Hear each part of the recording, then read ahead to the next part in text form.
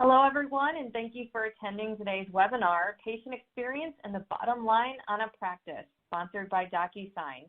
I'm Tina Reed, and I will be moderating this webinar. Our speakers today are Ron Holder, Chief Operating Officer of the Medical Group Management Association, Dr. Greg Hall, the Associate Professor of Integrative Medical Sciences at Northeast Ohio Medical University, and Christina Wong, Senior Product Marketing Manager of Regulated Industries at DocuSign. We also hope to be joined by Susan Childs, founder of Evolution Healthcare Consulting today, but due to some technical difficulties, she may not be able to join us. We will let you know during the event. You can read each person's full bios on the left side of your window by selecting the Speaker tab. And just a few technical notes before we begin. The webcast is being streamed through your computer, so there is no dial-in number. For the best audio quality, please make sure your volume is up.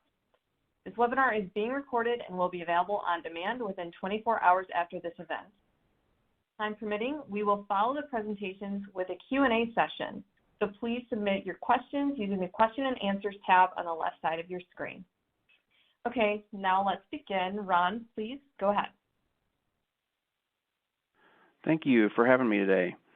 I'm going to set up quickly what the current financial situation is and COVID effects here on practices before we get into how satisfaction is important to the bottom lines of practices. And I'm going to refer to some MGMA data. So a little earlier this year, we reported that 97% of practices experienced a negative impact from COVID-19.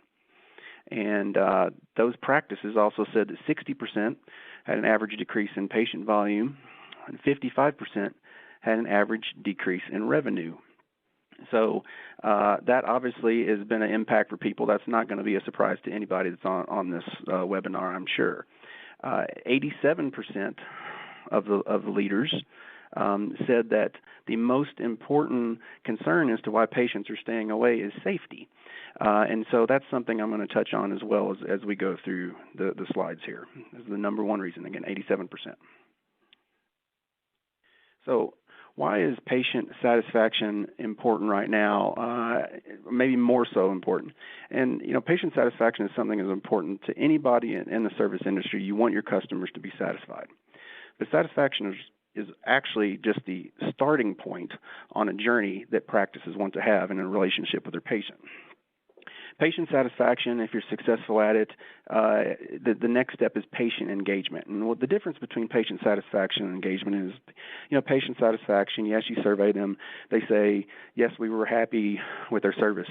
But what you want to, in value-based agreements that I'll touch on a little bit later and other things, is you want them to move into engagement. You want them to interact with your patient portals.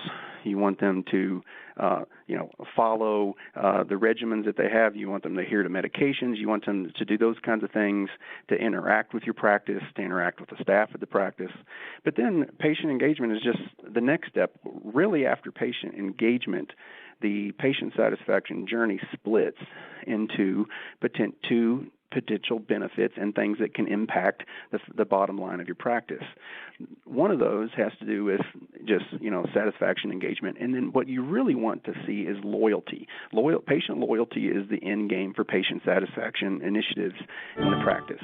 The other aspect that after patient engagement is patients becoming part of the care team. So when you have patients that have progressed through satisfaction and engagement and into loyalty, you have two benefits.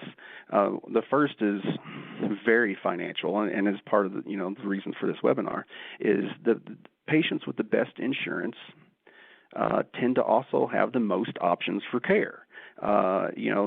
Unfortunately, we live in a world where uninsured or Medicaid patients, not all providers accept patients, or they limit the number of patients they take with self-pay or Medicaid. And then in the current environment, when patient volume is down, you really want to ensure that the patient will come to you and only you for the types of services that you provide. So financially speaking, COVID has seen practices have seen a payer mix shift in during the pandemic, and it hasn't been one that most practices would be thrilled with. Of the 26% that said that they have absolutely seen a payer mix shift, the biggest percent of the shift was increases in Medicaid and self-pay. The reasons for this are multiple, and again, this is probably not going to come as a huge surprise to a lot of people, but insurance plans, patients losing insurance due to loss of employment, things like that have obviously impacted it. The ability for patients to have pay their copays, those kinds of things have all impacted the financial bottom line of the practice in a payer mix related way. So the next thing that you want to have, and I mentioned it previously, is in after satisfaction engagement, is you want patients to become part of the care team, and this is really important as a lot of practices are starting to explore or sign value-based contracts. So value-based contracts are things that are outcomes that are important. The health of the patient, you want to keep them healthy. Not necessarily have episodal sickness to move into a health care type thing instead of sick care where you're paying for care of the sick. You want to be in a situation keeping people healthy. Well, in order to do that, you have to have the patients engaged in their own health. They have to be engaged not only in the outcomes, but the processes. You want patients who adhere to medical regimens. You want patients who will interact with your care team. You want patients who will do preventative care, those types of things. And then you want patients too, as part of the care team, that will utilize a variety of the modalities of care that you offer at your practice. You want everybody in your practice operating at the top of their licensure. If it's something that a nurse can do, you want the patients to be engaged in your practice in a way so that they're content, that they're satisfied with the nurses doing those things. If it's something that a nurse practitioner or a physician assistant can do in your practice, you want them to just be able to go to those because that is the most economical option for your practice to do those. And one of the reasons that this is very important, if I can, is that a value-based contract is, without the patient active in achieving outcomes, is just the practice assuming financial risk. Value-based is it's a very trendy word, but if the patients aren't engaged in their own health, and we are as Americans are becoming a very, very much right here, right now kind of immediate gratification type of society. They don't want to do things that have future long-term payoffs. But if the patients aren't involved in those kinds of things and active participants in their health care, value-based care and value-based arrangements are really just a more socially acceptable way of saying that the practice is assuming more of the risk from the insurance company.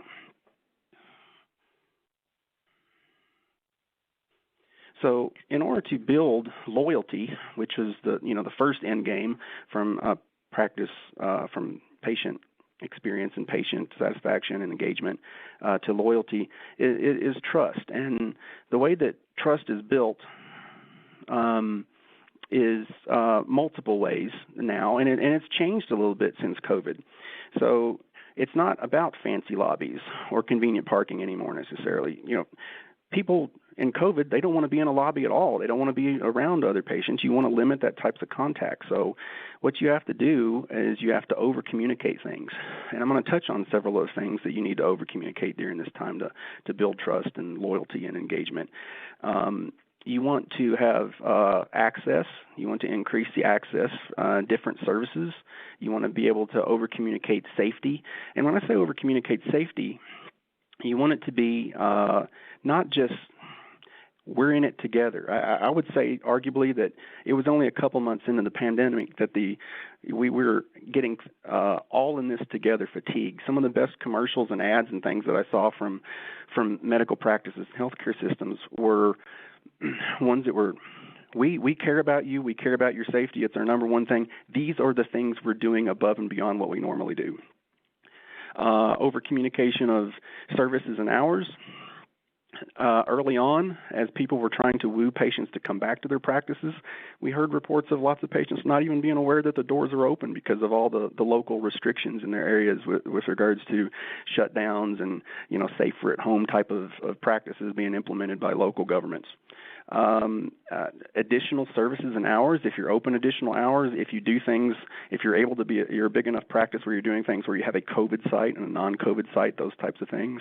A lot of people are doing things such as check in but then wait in your car. You need to be very proactive and over-communicate these types of things. From a safety and such perspective, there have been all kinds of studies that on specific questions of patient satisfaction surveys, safety surveys, when there was a question that was a concern of the staff over your privacy, where practices and hospitals, all they did was implement into the scripting is, I'm pulling this curtain for your privacy, and their scores went dramatically up. It seems kind of intuitive, or that you wouldn't need to say these things, but just adding the in, it doesn't add any time to your day, but it reinforces with the patient that their safety is important to you. Access, it's about additional different hours. It could be virtual, and it's something that was important before, but is probably even more important now with regards to patient satisfaction is responsiveness. When patients are engaging through your patient portal or what have you, getting back to them in a timely manner, whether it be with answering questions or prescription requests or refills and those kinds of things, are all things that matter more in a virtual care environment than they do in a face-to-face traditional healthcare environment. And then lastly, one of the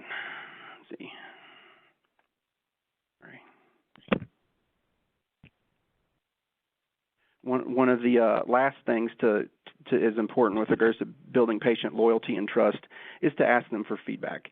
And when I say asking for feedback, I'm not talking about a patient satisfaction survey as much as I am requesting repeatedly and in different ways that their feedback is important, that they will be getting a survey. Just sending the survey is not enough. If the physician, if members of the care team can do reminders, I've seen response rates for surveys go way up by putting requests for survey feedback on the bottom of after visit summaries and things like that. The more that patients hear these kind of things, the better they're going to view your practice in terms of trust, engagement, and hopefully building towards loyalty, which will impact your bottom line in a positive way. So that's all for my piece, and it looks like we're going to be handing it over to Susan at this point. Hello, this is Susan Childs. Can you hear me? Yes, you can. Can you guys? Okay. I am not able to forward slides. Please forgive me. I've had our power out from the hurricane storm coming through, and I cannot navigate all those little things on my phone. So if somebody could please either forward slides for me, or I can just refer to each slide as we're going through, that would be great. But I'm going to start now if I can. So the first slide, and I'm doing this in 9 slides. Usually I take about an hour for this, so if I sound rushed, I apologize. Excuse me. The first slide is the one with the happy patient, fierce healthcare, and then the patient with no money in their pocket, and that's the cover slide. And I would say to that, 94% of your patients have expectations as they walk through your door. Only 6% do not. And your every action and reaction actually depends upon how you interact with everybody and how they interact with you. And patients notice these things. So what we want for patients is we want them to be able to walk in the door, feel very comfortable, and trust that the payment we request is going to be honest and it's verified, and they're smiling as they're reaching for their wallets as they walk towards the reception desk. That is the perfect way to do it. Because if there's trust, they will do that. And if they've had a good experience in your office before, then that's what they will remember. Of course, if they were in a different office, then I would say that you don't have no control over that, and all you can do is for your office. But we can make a very positive thing happen where patients are very happy to pay their bill. So going on to the next slide that begins with every action and interaction, it kind of takes you through the visit. So 75% of your patients visit your website before they walk in your door. And I would say that's even higher now with COVID because no one goes through a door now unless they have to, right? So a lot of people are checking out your website. They're looking at your COVID safety factors, like Ron was saying, putting that out there, making them feel safe. And they're doing that. They're hopefully able to place their appointment. And as they're placing that appointment, how easy is that to do? And does it say, it shows that you have this insurance, please be sure to be ready to pay your co-pays and co-insurances upon check-in. Then as you check in, that should be the third time you're actually asked for payment, because you're asked for it, it's confirmed when you place the appointment, your confirmations verify you have coverage and to please bring any co-payments in, et cetera. So when you're walking in the door to the check-in person, the receptionist, that should be the third time, and they have been notified that they are requested to pay their portion. Now, you can do this through a portal and sign on. You can use tablets and clean them for less contact with people. There are all different ways to check in now. Think about the visit with the provider as we're going through that. I'm sorry, let me bring one thing up with check-in first. When you're checking in, it's great to have eye contact with the people that you are checking in. If you can have your staff sitting in higher chairs with higher counters, it's easier for them to get up and down. They do it all the time at the front desk, and it's also kind of eye level with a lot of patients walking in the door. It's a very nice thing. A smile and a welcome goes an awful long way. During your visit, time with the provider, and I know Dr. Hall is going to add a lot more to this, and I'm very interested in hearing, that time with the provider is incremental. It's essential. It's the icing on the cake. It's what everybody wants. And if they're happy with the doctor, even if they hate everyone else, they will pay their bill. So if they're happy with the doctor, hopefully that they're not a hand-on-the-door doctor. There's lots of eye contact. Time with that provider makes the most important difference of all. How may I help you today? That's what patients want. They want a level of expertise. They would like to be helped. They want a level of technology, and they want a nice, clean place and good parking. They want good parking, too. Now, labs and follow-up treatment, how easy is that to go through and carry through and make appointments, and how easy is that for the patient just to say thank you and follow through with that? That's part of engagement as well, right? So when we do things well, patients notice. When we do not do things well, patients notice that as well. So if your referrals person is not on top of it and it shows, they're going to wonder about the rest of the care in the office. Every single person is reflective of everyone else, and everything makes a difference on how much someone wants to pay their bill. When they're checking out, if that person just gives a little bit of respect to that patient that had to wait a long time and makes eye contact and says, thank you so much for waiting so long. I know you had spent a good deal of your day here. That makes all the difference. And the best example I can think of that is when I was with my stepmother at an oncologist to wait to see how long she was going to be living. We had to wait an hour and a half, and I can tell you no one said they were sorry. They gave a lame excuse, and we did not pay a dime walking out the door, and I didn't feel like we should. And we always pay our bills. But that's the kind of expectation you have, and if you don't get it, it is an instant society, and we are here to care for patients. And that carries through the claim, too. The claim should go in correctly. It should be paid the first time. If there are any problems with it, hopefully we can get the patient involved or refile or file an appeal. But getting that paid and getting it clean is absolutely tops. The next slide is emotional intelligence, and it's absolutely wonderful. Emotional intelligence is just an incredible thing, and it just helps you see what you're going through a little more realistic way from other people's eyes and being aware of yourself, and then your self-management, your ability to regulate your emotional state. And right now with COVID, managers have had to ride that roller coaster and keep everything even along the way, trying to keep sanity for their staff and keeping the morale high too. Your social competence is your relationship with others, and that's your relationship with your patients, your staff, and the doctors and the providers, anyone out there, your vendors. Relationship management is everything. And again, that's really, really important right now. So we use that emotional intelligence in many different ways. One way to use emotional intelligence is this one. I love this. This is a sign that was in an office that I was working at, and they're still clients. They're wonderful. So this scale, this sign was next to the scale. And I don't know about you, but I hate being weighed. I cannot stand it. This is total acceptance. It accepts me. It says it cannot measure character, beauty, talent, purpose, possibility, strength, or love. Who would not want to tell you anything and give you anything after you've totally accepted me? And on the right are the 6 primary emotions. And if you can address even 2 of those with any patient, staff member, or physician, you've done a lot. Remember, everyone is afraid right now. We all know patients are a little more afraid to come in. Staff may be a little more hesitant, the whole thing. If we can reduce the fear, that's absolutely huge, and it's beautiful. The next slide is, I've got your back, your front desk and billing office. So what I would say is that your front desk is truly the most important greeting. Everyone knows they're the first impression. We all talk about that. Hopefully the pay has gone up for front desk because 40% of your patients now probably have a high deductible, and that means that they are a huge part of your revenue cycle process. They do time of service collections, which should be gauged and they should be rewarded upon. Let them know their successes. The front desk does not feel success because they see them coming through, but they never see the results. If you can, try to look at overall performance and with everybody. For example, one person may usually ask someone about a previous balance, but those should be reviewed ahead of time. Don't let the patient walk in and approach that as the patient walks in. And often we need to establish when the back office steps in. That's where that phrase, I've got your back is. If I'm at the front desk and I know that the billing office will help me if a patient becomes irate or has questions about their bill that I don't feel qualified to answer, or they may need privacy, if I know the billing department is behind me, I am so much more confident in my role because I feel much more of a team. So much more of your team means everybody working together. You're building bridges and you're establishing boundaries with your staff and your patients when they walk in the door.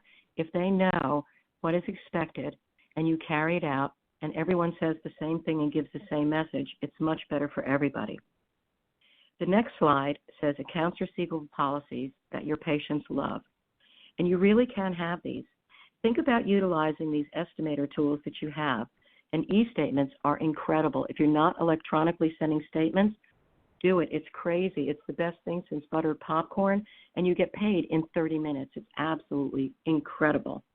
Look at your payment options. Credit card on file is wonderful, but be careful with it. Please do not use credit card on file as a contingency for as soon as you get the EOB. Insurances deny in error. We all know that. And it's our job to work on behalf of the patient, not the insurance company. So please be aware that the patient may need to be involved to do an appeal. You can do an appeal, but please do not be so quick to transfer if you're using credit card on file. It's great for promissory notes. It's great for big balances. It's great for surgeries and OB packages if you know ahead of time what it's going to be, and you can space the payments out. That's a beautiful thing, and people feel secure, and they work with that. The next slide is as the patient approaches the agreement, and think about payment agreements and where you're making them with patients. They should not be done at the front desk. There should be privacy, not behind the ficus in the lobby. I mean in a private area. And if you're trying to scope out a private area, it doesn't matter what it is, but please make it look human. Don't make it look like a prison cell where you bring people in and penalize them if they can't pay their bill that day, right? We want to work with our patients. There are extenuating circumstances these days. So have it look human. Put a plant in there. Put some pictures in there. People feel very vulnerable, and especially with a payment plan, they're terrified. You may not be, but they're afraid. They're afraid of the care that they may or may not get if they can't meet their agreement, and they're probably afraid they can't meet the agreement but still need the care. So it's our job to make sure that happens. The next slide is cultural quilting with success. And really, when we lead with emotional intelligence, we can grow professionally without being more aware of our own actions and everyone else's and trying to maintain that even keel. And think about that physician support that's also needed with our financial policies. There should not be discussion with physicians and patients regarding money. If they need to speak about money, then they can speak with a billing person or something like that. But I used to have a rule with one of my lead docs. I don't wear those gloves, and you don't discuss payment plans, and it worked very, very well. And separating the care from the money, I think, is really important every step of the way. We have to back up the front desk's efforts and work together. And this is where the quilting comes in. We're all different pieces, all different sizes, and all different textures, every one of us. But we come together and we make this beautiful piece of compassionate care. It's a really lovely thing when we all work together. And there's no better industry to be in. We're healing people. We feel that reward. Now, the last slide is the one that says proven methods that can be applied now. We can communicate and work with patients regarding their financial responsibilities. We give them common courtesy, we give them privacy, we give them respect, and we give manageable payment plans. That can work. We have to see practices through the patient's eyes. I do ghost patient stuff. A lot of people do that. It's a wonderful thing to do. You'd be amazed what people hear. It is enlightening. A constant, continual patient survey is a very good thing to do. That way you nip it in the bud if you see a pattern with a new employee and patients complaining about a specific department, and you don't wait for that every 6 months. Look for those patients' receivable policies that work. Ask your front desk. They know a lot. They know a lot about your patients and the insurances and everything. So when you make policies and establish new ones, involve those staff as well. Meet with your doctors and staff and share those revenue cycle numbers. You don't have to give away everything, but share with them enough. Your time of service collections went up 50% in April. That's amazing. Great job. Let people feel the success. We're all in this together. And all of you now can see that my email is on that last slide. And I have an additional handout if you would like. I've just finished, and it's just coming out, a series of books. And if you would like, I would like to send you the first 3 chapters of the first book. And if you'd like to send me your email, just email me, and I would be happy to send that to you as an additional handout. And what I would say in closing and referring this to Dr. Hall is it really is a team effort with everybody reflecting the care and anything that we need to give to the patient. It just goes on to the next person. And that's what makes the patient happy to pay. Thank you very much, Dr. Hall. Thank you, Susan. That was an excellent overview. I really appreciate it from the provider standpoint, some of the things I was doing right and some of the things I've been doing wrong. I do stay out of the money. I don't know what kind of insurance people have, and that because I know that if I know what kind of insurance you have, I will treat you differently based on that insurance. And so because I can't control my biases to that extent.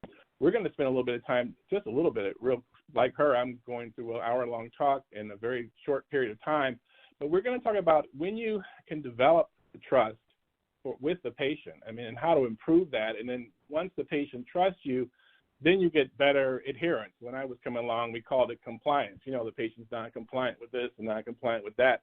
But now, the compliance score sounded like we were talking down on people, and so they changed it to medication adherence. But because of our NPI numbers and they're tracking, how well our patients are doing, if our patients are getting preventive measures, if our patients are taking their medications, all those things are tracked by the provider. And so, our reimbursement is going to be based on how well we're able to connect with patients. And so this study by Marie Brown actually said that, if we can improve patient adherence to medications, it's better than even discovering some new therapy that could almost cure things. And so, and patients are non-adherent, patients across races are non-adherent to their medications 50% of the time. I'm coming from an African-American standpoint, and so this very big Jackson Heart study looking at adherence in African-Americans showed African-Americans and other Hispanic Latinos are almost 70% non-adherent to their medications, and some of it is intentional, and some of it is unintentional. And so I remember going with my mother-in-law to a doctor. My wife couldn't go. I took her to the doctor. I sat with her. The doctor did an outstanding job, very caring and everything. We got in the car after the visit, and my mother-in-law said, "I'm not taking any of this stuff." And I was like, oh, my God, I wonder how many people leave me. I'm thinking I just had a great experience with the patient, and they get in the car. I was like, I'm not taking this stuff. And it wasn't just the lady. She didn't know the lady, and so the lady had not established, the physician that she saw had not established a degree of trust with her.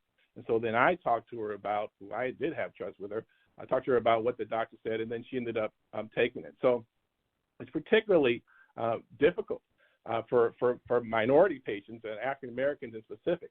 And so Marie Brown looked at what would be the savings if people with heart failure or hypertension or diabetes took their medication. And so obviously there'd be extra spending associated with them just getting their medications refilled on time. And so we see notes to tell us that, our patient's not adherent with their blood pressure medicine because they're not renewing their meds every 30 days or 90 days.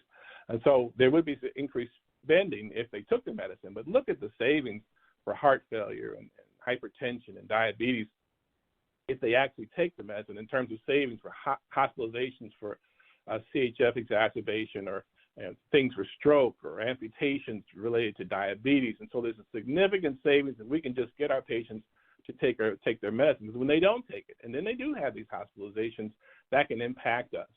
And so it's important to know that some of the reason why they're not taking their medicine is because they don't trust the person who gave them their medicine. And sometimes it's related to insurance benefits. I have a heck of a time trying to get people to get the medicines that I prescribe, have it be on the right formulary, or to have them afford the copays. And those dynamics are there, but also there's dynamics with provider trust as well. And so when you're with the patient wants to know that you're competent, that you know what you're doing. And so with that increased confidence comes a degree of respect, but also they want to know that you care. And if you show that you care specifically about them, then they develop a degree of affection for you.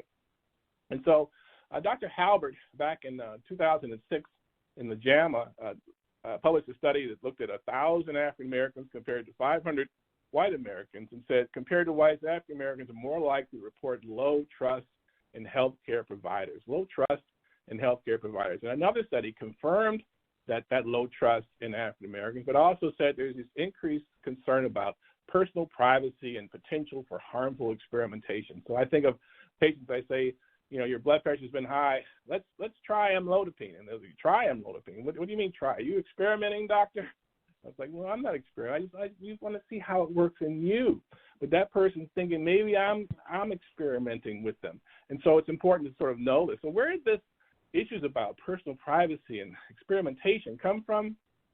For some, it came from knowing from their family about studies like the Tuskegee syphilis study, which went from 32 to 72, and it was started off in 1932 as a perfectly good study, 600 men. It had a balance. It had almost 400 with and 201 without, and the study was fine until 1942, 10 years in, when the cure for syphilis came out. And at that point, they went left and they said, well, we're not going to treat these people that had syphilis with the cure. And for the next 30 years, they had to communicate with area hospitals and doctors and receptionists to tell them who was in the study, the names, their wives, so their wives could be treated, but their names the patients could not be treated. And so that led to disseminating people's private business all across an area in order to keep that sort of going. That went until 1972 when finally New York Times wrote an article and they decided to stop the study. So it's not just that incidence now. You probably see more recently that J. Marion Sims, developer of the Sims speculum and a number of technical surgical techniques, they're talking about he did the majority of his surgical work on unanesthetized slave girls. And so all that's sort of coming out. But and I always wondered before people would donate their bodies to science, how did the people in medical schools years ago get cadavers?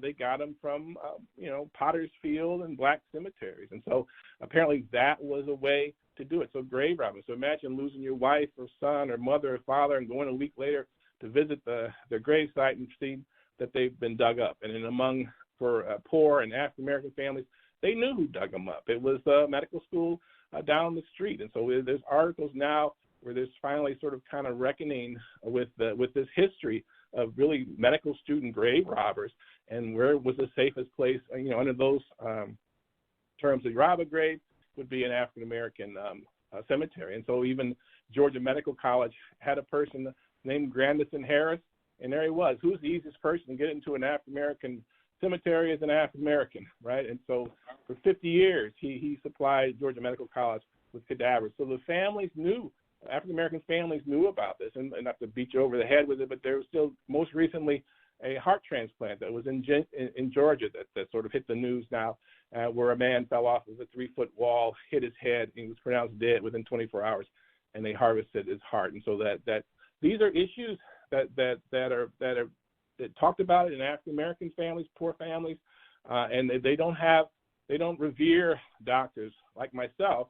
And it doesn't matter whether I'm black, white, or green. Doctors are not a trusted places. Doctors' offices, hospitals, they don't like them. And so these things have all come to the forefront now. So they'll ask someone, have you been treated fairly or unfairly by healthcare workers?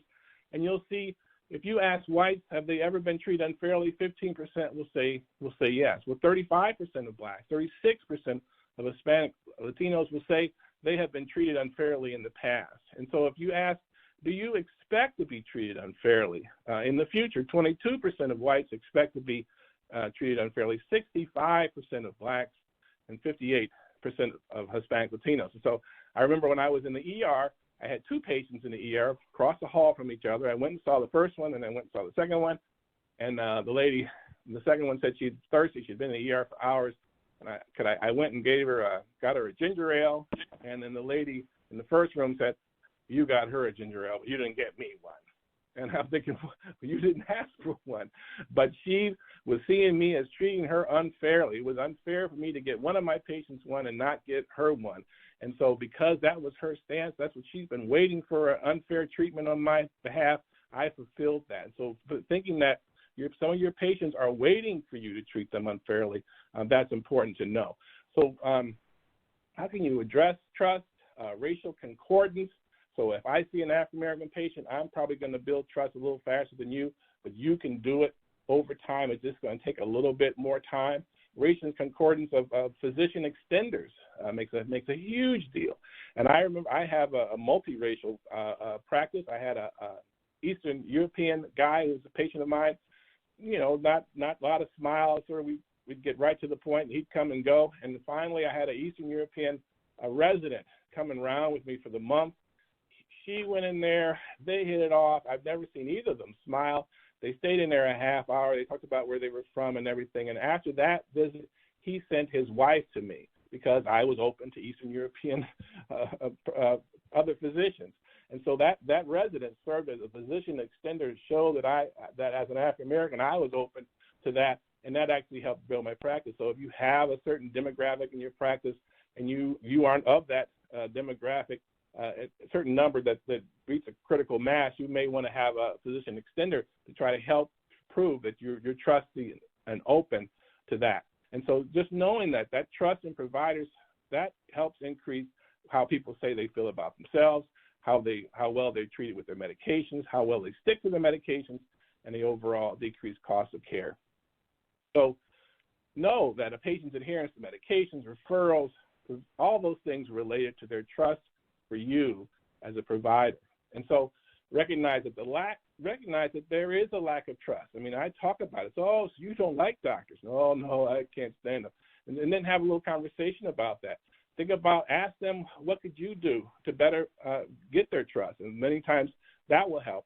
Be aware of nonverbal practices, things like sitting down in the rooms, have a seat, sit down, because that makes people feel like you trust and care more. In terms of laboratory follow-up, I call all my patients with their labs immediately after, as soon as I get them in and talk to them, and they look for that call. And that just shows that I care. So we follow up whatever we talked about when they were there, and then whatever issues are related to the labs, and then use physician extenders for people to try to help build practice, build trust in your practice. And so that's really all I have. I did speed through that as well, and we're going to pass it over to Christina at this point. Hi, everyone. Thank you. That was such an insightful presentation, Gregory. I feel a little like transitioning to my slides, which is really about technology, I think is kind of a hard change from all of the meaningful work that you talked about, particularly in light of COVID-19 and how we're seeing a lot of the disparities in healthcare. But but thank you. And my name is Christina Wong, and I am with DocuSign, which is a technology provider in healthcare. And so the way to kind of think about our solution is that we help providers and practices on the how of a lot of what you heard today around how do you improve the patient experience while also alleviating some of the pressures that you have on margins. So what you'll see here is a very robust and agile product suite that we have that can help within healthcare. How DocuSign views the world is that practices are built on partially on agreements. When you think about all of the paperwork that needs to happen, whether it's on the patient intake process, like the admissions, discharge, transfer, or if it's on the back office side related to your supplier contracts, payer contracts, physician contracts, all of these need to be prepared. These documents need to be prepared. A lot of times they require a physician or a patient signature. You need to act on these documents, and then they need to be managed in a way that is compliant. But for us, when you think about the digitization of these documents, they need to be able to be auditable, maybe searchable through AI technology. So if the Sunshine Act requires a different sort of form of physician payments, you are able to look at these contracts and see whether you're in compliance or not. So when we think about this related to the patient experience, I will talk a lot more about that in the upcoming slides, but I did want to showcase how, in our view, agreements and the security of those agreements being compliant and HIPAA compliant, as well as access through SSO or having very strict controls on your administration to us, helps meet the three constituents that you all need to care about, which are your patients, your employees, and your clinicians. So we've been in healthcare for a long time. We've been helping digitize these processes in healthcare for many years, and we have over 1,400 healthcare providers. And overall, as a company, we have grown a lot and have over 667,000 customers. We're part of all of the major leading healthcare systems, as well as on the life sciences side. So related to the patient experience, these are some of the key ways that DocuSign has helped during the COVID-19 crisis pandemic. And what you'll see here is really about creating a touchless patient experience. You can see here the diversity of clientele that we have, ranging starting from the left, an app that provides telehealth to behavioral health, to a fertility clinic, to hospital systems. So starting on the left here for our telehealth solution, and for the Engaged MD, which is a fertility clinic, what was really neat about those is that they actually not only needed to provide all of the patients a digital consent form or HIPAA releases for their telehealth solutions, but they also required a very robust identity form of verifying their identity. So they use DocuSign's product called Identify, which enables you to validate their identity in a more robust way. And this actually, our ability to be so highly secure meets the European EIDAS Qualified Electronic Signatures QES standards. And with the QES standards, you need to have a very European approved way of identifying that they are who they say they are. So when you're dealing with fertility clinics and that type of very highly sensitive sort of form of property, and as I think Gregory was mentioned, trust, these are some ways that digital technologies can help you create a seamless patient experience while they're at home, as well as having that trust that that they are getting well taken care of. The second way that we've helped with the patient experience has been seen on the hospital system side. So a large healthcare provider in Texas set up a curbside COVID-19 testing sites, and these patients use their own phones to scan a QR code to bring up a consent form on their mobile phone, and then the patient electronically signed these forms using DocuSign. And then this other healthcare provider in San Diego, California, conducted a COVID-19 clinical research study and used DocuSign's special FDA 21 CFR Part 11. This is a certain compliance standard that needs to be met when you're doing clinical studies that will be submitted to the FDA. They used this form of digital signature and digital forms with COVID-19 patients so that there was no unsafe interchanges between staff and the patients. So as we all talked about, a lot of your patients are worried about coming into the office. And how do you create this touchless experience when they do come in? But how do you also get all the paperwork done and create a great, seamless digital experience when they are at home, potentially receiving telehealth? And how this relates to margins is demonstrated by, we actually had a webinar with one of our customers, Mimit Health, and they saw a huge cost savings when it came to using DocuSign. So they increased their revenue by 35% by digitizing the paperwork process. This is because they were able to increase their scope globally. They were able to onboard patients globally, and then they would just fly into their practice and be ready to go to receive the procedure without having to actually fill out the paperwork there.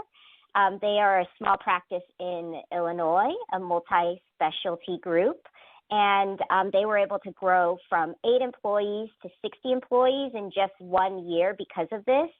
And they saw a 35% increase in their ability to make sure that this is a secure practice because they were able to digitize this sort of flow. And we also have solutions that help digitize the credentialing process.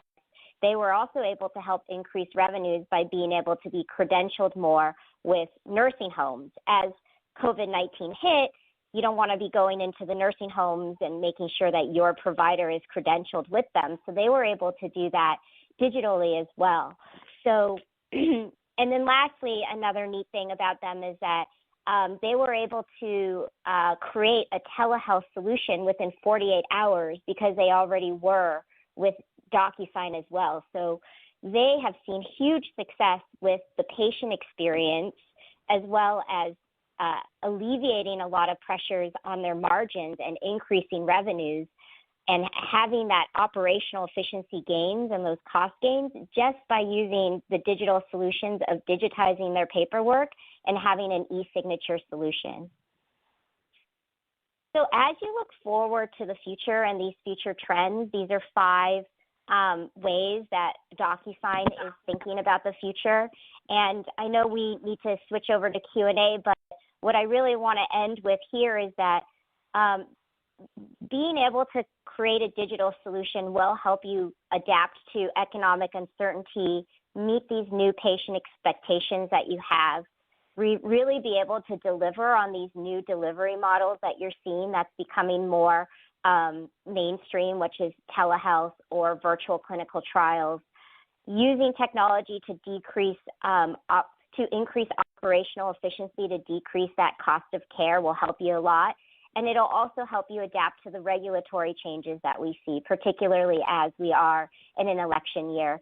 So I hope this gives you kind of a brief look at how a digital technology can help you improve the patient experience and alleviate some of the pressures that you may have on your margins. Great. Well, thank you so much, Christina. I appreciate it.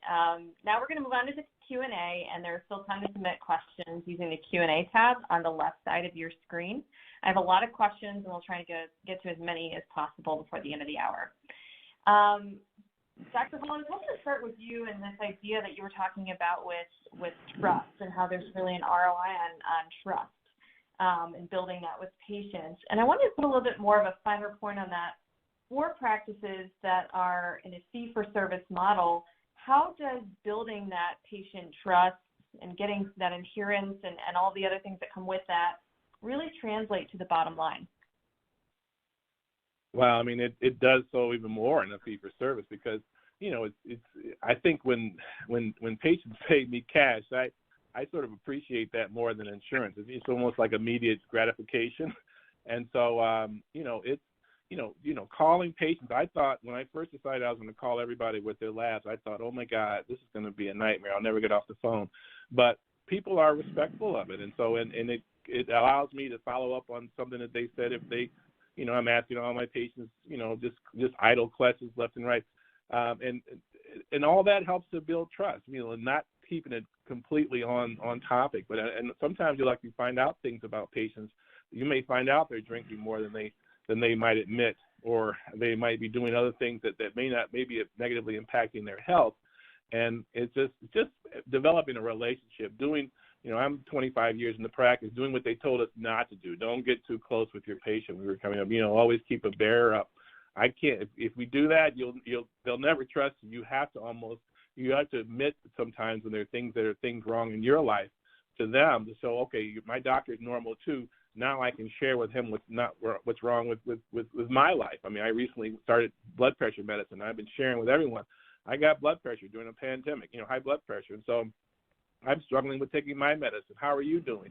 And all those things sort of make the doctor real. And once you're real, they tend to trust you, and then your no-show rate goes down. People call and apologize when they do miss a appointment. It makes a huge difference. Well, that brings me to that follow-up question, and that's really interesting, that idea of taking that time to really follow up and build that trust with the patient. I wanted to go up to something you said, Ron. You were talking about that communication piece and how you always have to have that follow-up, that get that kind of create that feedback loop. I guess, how do practices really do that? How do you allocate resources so that you can afford to do that and be able to have that communication with patients? Well, there's lots of simple things that you can do that are not expensive or super time intensive or whatever resource, such as getting the request to do the survey put on the after visit summary, such as saying in part of the final scripting, regardless of what it'd be best if it comes from the physician, but someone else, you're going to get a survey, your feedback's really important. You can do this as you're walking them out or at the checkout desk or whatever types of thing. And Dr. Hall touched on time, and you mentioned it too. Is like time is a key factor in building trust, regardless of whether it's personal or professional. And one of the things that has actually been proven in studies to improve the patient's perception and building of trust is if the physician ends the encounter before he or she leaves the room with, is there anything else that we can do for you today? I have the time for you, or I have the time. And the scary part there, and what people are afraid of to not implement, is, well, what if that opens up the door to get the life story of the patient or whatever? And that's exceptionally rare because, as Dr. Hall pointed out, when you do these additional efforts, the majority of patients are very respectful of how busy physicians are, but they're incredibly appreciative of the offer. What's the most valuable kind of communication we've found in terms of reaching out to patients to make sure they know they can come into the physician's office without giving them too much, or, as you said, that reaching this kind of we're all in this together fatigue? Is this one for me still? Yes, it is. I would say that the challenge with communication is that different people prefer different styles. And so, if people have opted in for email, use it. If you have a website, use it. If you have a patient portal and can figure out how to put that out there, you use it to updates with regards to hours, with saying, yes, we're open. Yes, these are the specific things we're doing, as I mentioned earlier, to ensure your safety. It's safe to come in. It's like, one of the things, and I'm not a physician here, but I love that it's in the oath of Hippocrates of like, do no harm.